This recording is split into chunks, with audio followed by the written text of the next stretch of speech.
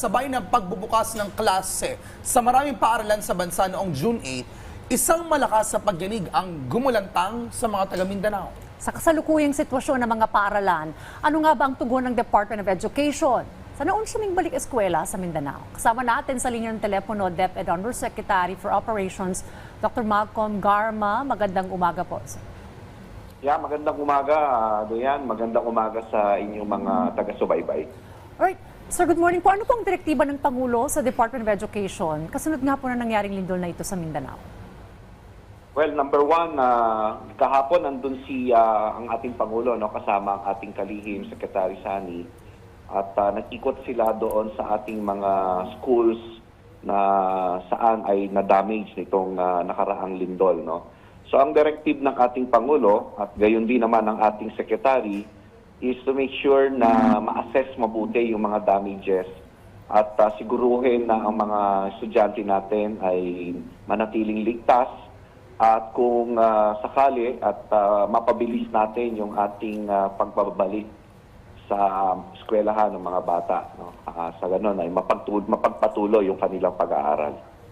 Alright, Yusek, this is Professor Fier. Prof. Fee, as of now, we want to know po ilang paaralan na ang naapektuhan ng lindol, ilang po yung nagkaroon ng minor at major damage? In terms of the number of schools, Prof, mga 1,270 schools na yung naapektuhan, no? Ranging from minor damage to totally damaged classrooms, no? So, 5 regions ito, but including BARM, 6 regions yung affected regions natin, Prof. In general, kamusta po ang sitwasyon ng ating mga guro at estudyante sa mga naapektuhang pong lugar? Well, we have reports that at least one learner has already been declared, no, as a casualty. But we received a report last night, no, na meron pong 2 learner natin ang still missing due to landslide. In so far as the personal concern, we have 2 teachers injured, no?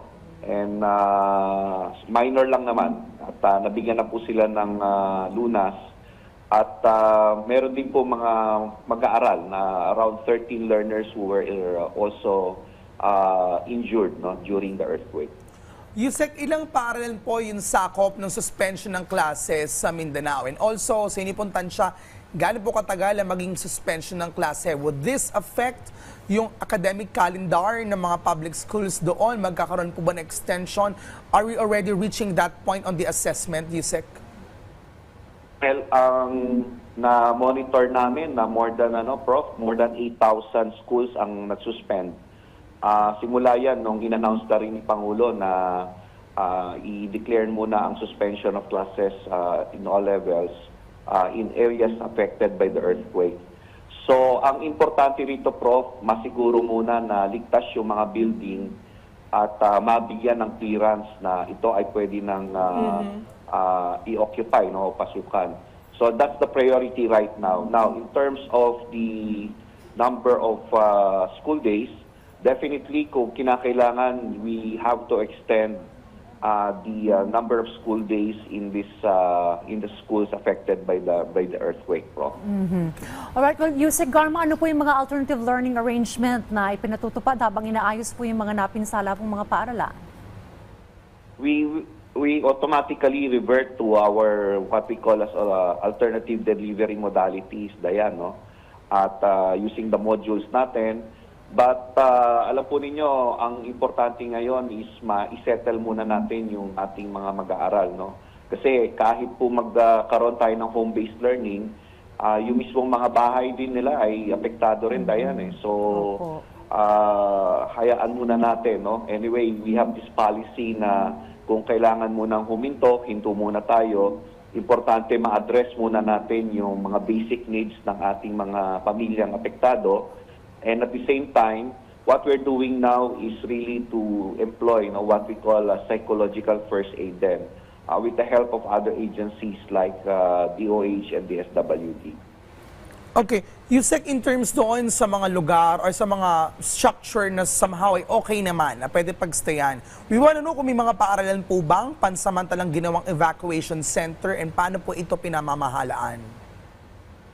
Sa ngayon, wala pa tayong na-monitor na school na ginawang evacuation center kasi even yung mga classrooms or structures na incurred ng mga minor damages, we still need clearance for this, Prof. So talagang hindi muna pinapapasukan itong mga structures na ito. You mentioned po kanina, Yusek Garma, na prioridad din po yung ma-check yung structural integrity ng mga buildings. Ano pong nakikita po ninyong timeline dito po sa pag-inspect sa mga gusali pong ito? Dayan, mahirap magsabi ng timeline, no? Kasi napakadaming kailangan tignan, no? Pero nandun na po yung ating team, yung mga engineers natin coming from central office and also coming from other divisions, no, in Mindanao region.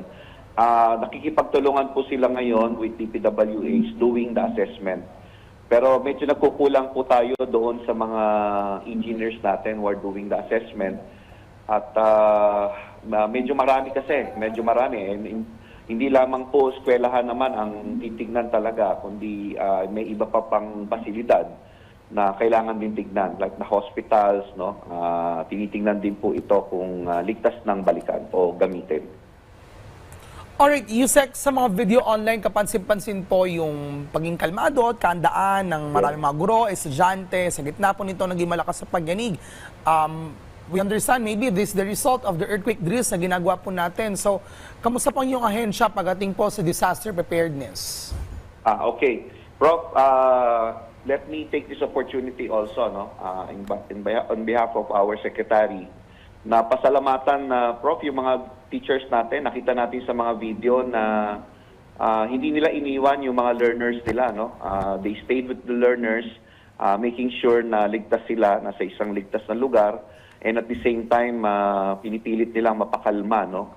Mapacify at ma-appease yung ating mga estudyante, no? In fact, niyayakap pa nga nila. So that's something that this is a manifestation na kung gaano kataas ang dedication and commitment ng ating mga guro.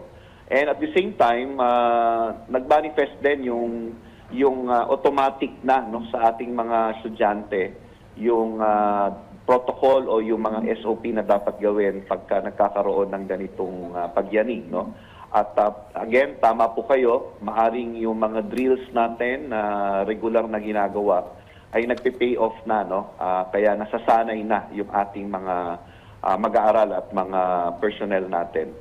So this is something that DepEd has been doing, and we are coordinating with the appropriate agencies when it comes to disaster readiness and preparedness. Alright, well, Yusek Garma, nabanggit nyo kanina yung tungkol sa psychosocial support dun sa mga guro at estudyante. Paano po ang proseso po nitong isinasagawang ito, itong intervention na ito, dahil for sure po nakaranas po sila ng trauma with this incident? Ang pinaka-importante dyan, Dayan, yung makausap muna, no? At mailabas ng mga mag-aaral o ng mga guro yung kanilang sa loob, no? Doon sa kanilang naging masamang karanasan, no, experience nila. And then that's where our facilitators, no, process the sentiment, the emotions, the feeling. So yung importante yung nakakausap at may nakakausap sila, Dayan. Alright, Yusek, these events or unfortunate events are really inevitable. We want to know, of course, if we're also planning na i-check din yung structure ng maraming mga buildings sa buong Pilipinas, no, through the region offices, or I don't know what techniques or strategies you'll be doing, so that if there are things aside from the preparedness ng mga estudyante at guro, of course, the integrity of the other buildings, what are we looking on that matter? In fact, Prof, we already launched, no, a month ago, we launched what we call as the M7X program. So M7X program is basically a readiness program precisely to address or to mitigate the impact or possible impact of magnitude 7 pataas, no? But we are prioritizing the schools in NCR, Region 3 and Region 4A. because this is in anticipation of a bigger earthquake o a magnitude 7 pataas in the Greater Manila area. Kasi mas dense tayo rito sa lugar na ito at mas marami tayong school that are affected by the Marikina Valley Fault.